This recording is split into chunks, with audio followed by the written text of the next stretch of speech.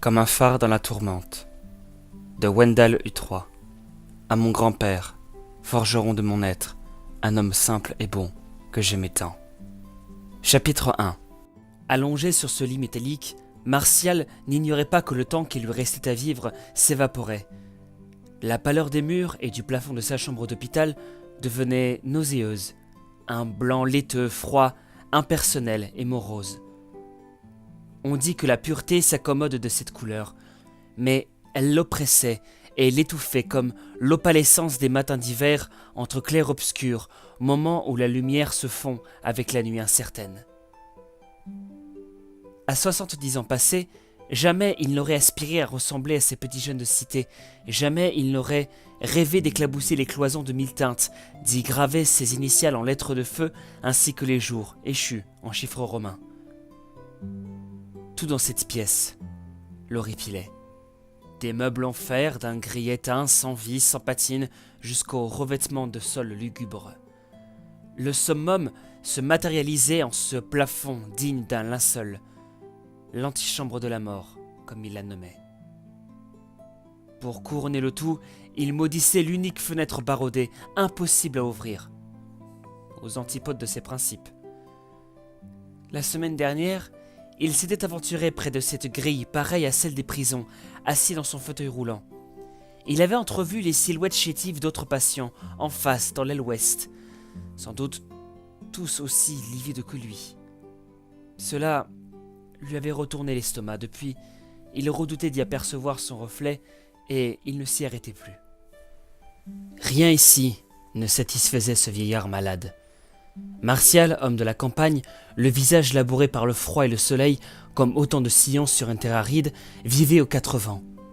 Sa vie résidait dans les grands espaces, les animaux et les plantes, les brumes matinales qui sentaient la rosée et l'herbe humide, la cueillette des champignons et le fruit du travail. Son regard, endurci par de larges sourcils désordonnés, fustigeait régulièrement l'horloge qu'il entrevoyait dans le couloir. 16h, 16h05, 16h15. Les minutes s'installaient, traînaient, se lamentaient, poussives. L'homme s'impatientait et pourtant, il savait que sous peu, il lâcherait pied et céderait sa place. Il était la preuve que l'on pouvait, à l'aube du dernier coucher de soleil, prier pour que le temps s'envolât. Il connaissait le prix d'une seconde, mais à quoi bon? 16h30, enfin, son petit-fils Antoine se présenterait bientôt, comme chaque jour en sortant du collège. Plus que quelques minutes pour enquiquiner les infirmières de l'étage. Il se saisit du boîtier d'appel d'urgence et l'actionna tout en braillant. « Hé, tas de feignant! Je veux uriner !» Aucune réponse. Il insista. « Vous m'entendez? M'en fous! Je vais pisser dans mon lit !» Martial aimait bien le personnel de l'hôpital, mais il fallait bien remplir le gouffre de l'ennui qui frétillait sous ses pieds. Et puis, il n'avait jamais démontré de pure méchanceté envers eux. Un bruissement de pas agacés résonna dans le couloir. « Alors, monsieur Dufour, vous avez décidé de jouer les poils à gratter aujourd'hui ?» L'infirmière se présenta, le sourire moqueur. « Ah! Mais c'est toi, Pauline! Il est parti, le jeune morveux !»« Qui ça? Pierre ?» questionna-t-elle en regardant par-dessus ses lunettes. « Oui, Pierre, ce grand dindon de 3 mètres de haut. Tu ne sais pas ce qu'il m'a encore filé, ces biscottes ce matin. Il savait pourtant bien que je voulais du pain. » « Allons, vous savez bien qu'il s'absente pour ses leçons de conduite. »« Ouais, il ferait mieux d'apprendre à différencier une biscotte d'une tartine. Il a été élevé aux céréales, j'en mettrai ma main au feu. » « Votre régime vous interdit le pain. » Martial était de ceux qui plaisantaient en arborant un air sérieux, sans faille, sans laisser imaginer une seconde qu'il endossait un rôle, celui du vieux grincheux. Il fronçait les sourcils, pinçait les lèvres, regardait avec insistance son interlocuteur, sans un mouvement de cils. L'infirmière, qui en avait vu d'autres, joua sous sa corde sensible. « Patientez encore un peu. Votre petit-fils ne va pas tarder. Il passe tous les soirs. J'ai rarement vu ça. » lança-t-elle persuadée qu'il se calmerait.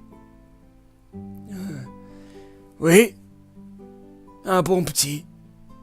Et il n'a pas toujours été heureux, le bonhomme.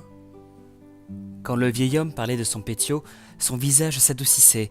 Pourtant, mal rasé, le cheveu hirsute, les rides d'amertume profonde, rien ne laissait transparaître un début de métamorphose, sauf peut-être un pétillement dans le regard et un menton qui se relevait. Cela le rendait beaucoup moins rustre qu'il ne voulait paraître. Il ne pouvait s'empêcher d'aimer cet enfant. Il l'appréciait, le chérissait, et rien, pas même ses mises en scène, ne parvenait à dissimuler l'amour qu'il portait à ce gamin. « Bon, je vous emmène à la salle d'eau, monsieur Dufour », ajouta la fermière en se rapprochant un peu du lit. « Non, laisse tomber, ta gentillesse te perdra. Je prendrai le pistolet de toute façon, ça m'a coupé l'envie. » Il se redressa d'un coup, et d'un ton enjoué lança. « Ah, v'là mon ptio. Allez, Pauline, file piquer quelqu'un d'autre, je t'appellerai lorsque mon heure viendra. »« Papy, comment oses-tu dire des trucs pareils ?» protesta l'adolescent qui venait d'entrer dans la chambre. Grand, mince, aux mèches blondes rebelles qui dissimulaient en partie un visage fin, il posa son sac sur le fauteuil près du lit. L'infirmière lui adressa un clin d'œil et sortit sans rien ajouter. « Alors Antoine, quoi de neuf? Et les cours, comment ça s'est passé ?» Le garçon s'approcha du lit, se pencha et embrassa son grand-père sur la joue. « Ne change pas de conversation. Tu devrais cesser de jouer les vieux papis aigris avec eux. Ils te dorlotent, prennent soin de toi avec gentillesse. » Le vieil homme ne releva pas et poursuivit. « Comment se porte ta mère ?»« Tu sais bien, un coup ça va, un coup ça va pas. Elle te fait des bisous. Elle m'a dit de te dire qu'elle ne passera pas ce soir. » La complicité entre ces deux êtres transpirait dans les regards, faite d'écoute, de patience et de respect mutuel. Antoine, soucieux, questionna. « Comment te sens-tu aujourd'hui, grand-père ?»« Ça va, t'inquiète. J'espère rentrer vite à la maison. Si seulement ces vampires arrêtaient de me pomper le sang toutes les 5 minutes, je pourrais tenter de récupérer. » lança-t-il avec un sourire qui se voulait insouciant, mais qui ne trompait pas. « Et il t'a dit quoi, le médecin ?»« Comme d'habitude, qu'il fallait attendre les examens, continuer le traitement et bla bla.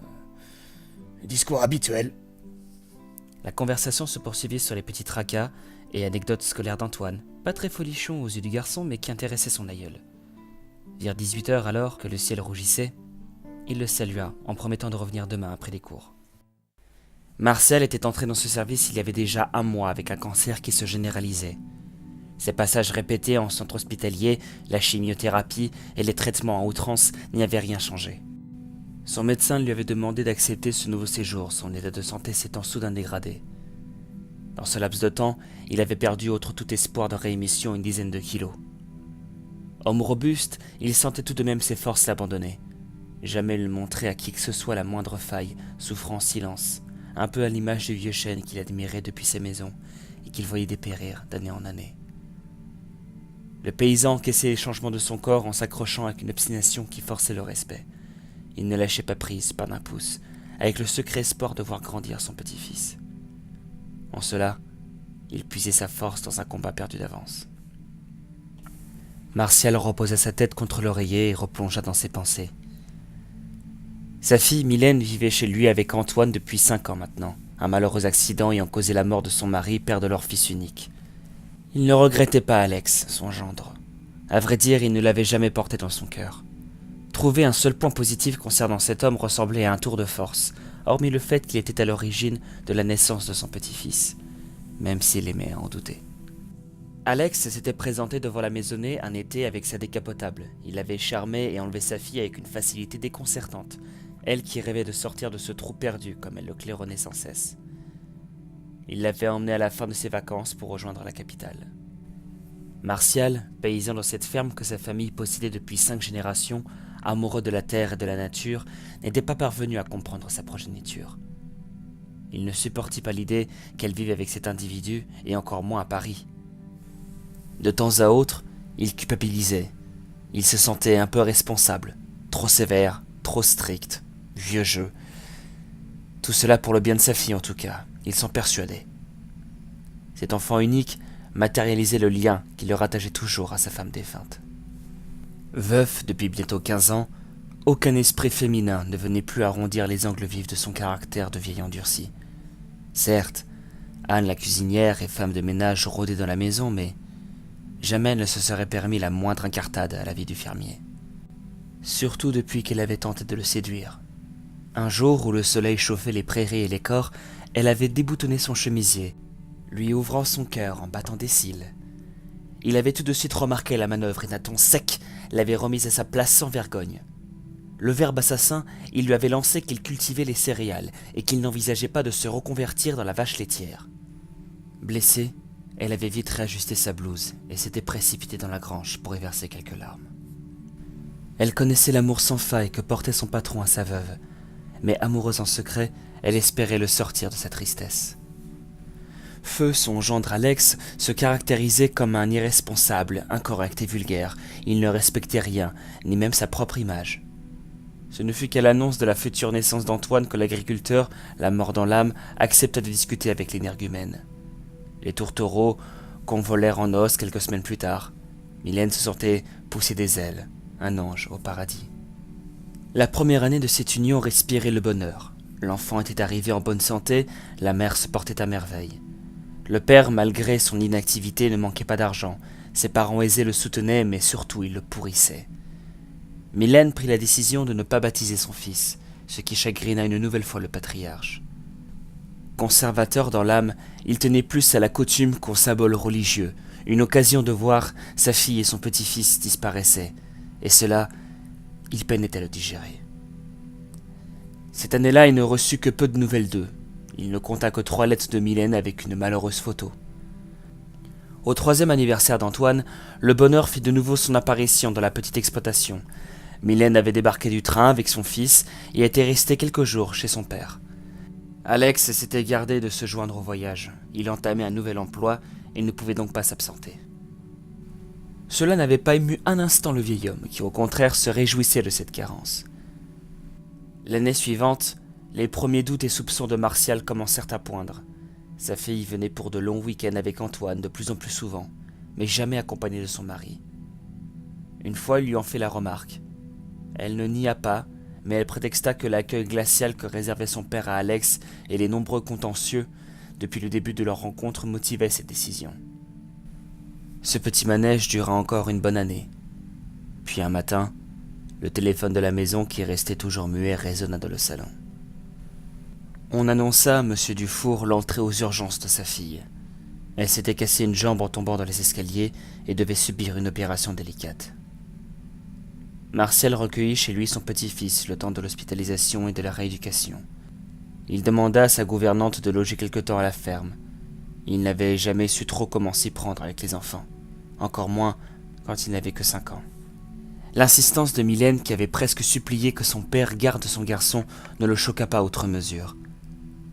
Mais le lendemain de l'arrivée du Pétiot, Anne profita de ce qu'il dormait pour parler en privé avec son employeur. Elle avait constaté, lors de la toilette du gamin, plusieurs hématomes sur le corps. Un sur la fesse gauche qui courait sur 10 bons centimètres, un autre sur la cuisse droite, puis un dernier en bas des côtes qui arrachait des grimaces au garçonnet. Elle avait d'abord cru à la chute dans les escaliers avec sa mère, mais en posant la question, Antoine était resté sans voix, ce qui l'avait intrigué. Son grand-père avait trouvé le fiston renfermé à son arrivée. Mais il avait imputé cela au fait que sa mère ne l'accompagnait pas. Il n'en parla pas ce jour-là avec le petit. Mais le lendemain, tandis qu'il nourrissait les volailles dans leur enclos, le papy s'aventura à poser quelques questions. Antoine finit par indiquer avec ces mots que les coups pleuvaient sur sa maman et lui à la maison, ce qui retourna le cœur du vieil homme et lui fit serrer les poings. Puis, il observait son petit-fils, et moins il s'imaginait possible de frapper un ange si beau et si calme. Tout dans ce garçon l'émerveillait, ses cheveux blonds dorés comme le blé, sa bouche aux lèvres effilées, mais surtout ce regard d'un bleu infini, un peu perdu. Comment pouvait-on battre un enfant? Il représentait tant de fragilité, d'innocence, de pureté, d'insouciance. Il ne comprenait pas. En remontant la courte pente vers la ferme, son petit-fils glissa sa main dans la sienne, sans rien dire. Il fut ému en percevant la chaleur des doigts chétifs.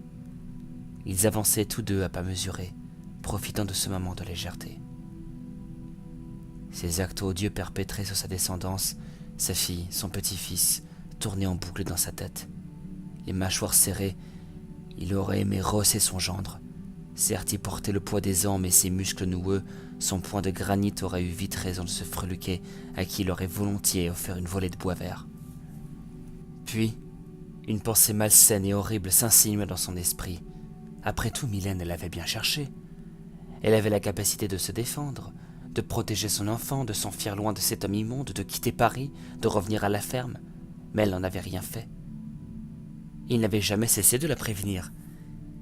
Il lui avait dit et répété de se méfier de ce coq prétentieux. Quelque part, il la trouvait tout aussi responsable. Il chassa cette idée de sa tête et saisit le petit dans ses bras pour les derniers mètres. Les premières heures de la matinée suivante se passèrent chez le médecin de famille du village voisin. Le rendez-vous pris la veille garantissait de ne pas trop attendre. Les coups dataient de quelques jours, aucune fracture à déplorer, et les soins se résumaient à peu de choses. Il préconisa de la pommade, en alternant avec quelques cataplasmes de glace. Cela finirait par effacer les marques bleues sur le corps frêle du garçon. Martial, en entendant le docteur confirmer qu'il s'agissait probablement de violence, sentit son sang bouillir. Il fallait réagir.